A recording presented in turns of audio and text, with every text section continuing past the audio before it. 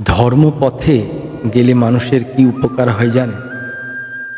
মানুষ প্রকৃত মানুষ হতে পারে, মানুষের মধ্যে মনুষ্যত্ব জাগ্রত হয়, কোনো জড়জাগতিক বস্তুর প্রতি কোনো মায়া থাকে না, লোভ হয় না, এবং সমাজের কোনো মানুষের প্রতি হিংসা, বিদ্বেষ, মানুষের ক্ষতি করার মনোভাব এগুলো হয় না, এগুলো থাকে না।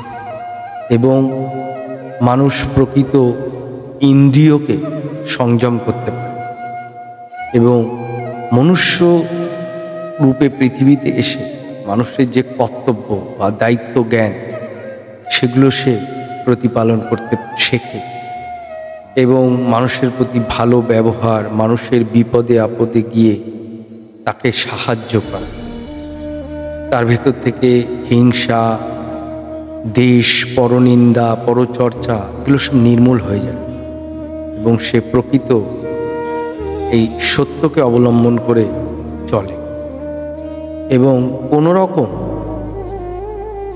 অন্যায়ের সঙ্গে সে আপোষ করে।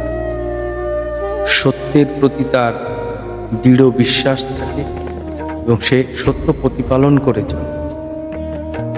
এবং আমাদের যে আধ্যাত্মিক জীবনে উন্নতির প্রয়োজন, কারণ মনুষ্য জীবনের প্রকৃত উদ্দেশ্য কিন্তু আধ্যাত্মিক জীবনে উন্নতি, ভগবৎ প্রাপ্তি।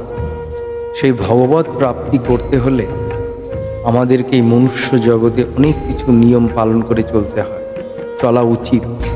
সেগুলোও আমাদেরকে শিখতে, জানতে এই ধর্মই সাহায্য করে।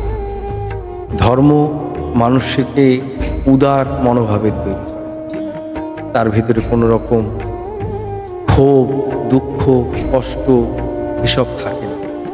সে নিঃস্বার্থভাবে সমাজের সেবা করে, সমাজের মানুষের পাশে দাঁড়ায় এবং আধ্যাত্মিক জীবনে উন্নতিতে তার কি প্রয়োজন সে বিষয়ে সে জ্ঞান অর্জন করে আধ্যাত্ম পথের সন্ধান পেয়ে যায় এবং প্রকৃত যে সুখ, অর্থাৎ মনুষ্য জীবনের যে একাধিক দুঃখ সেটা অতিক্রম করতে পারে এবং প্রকৃত সুখের সন্ধান সে পায়।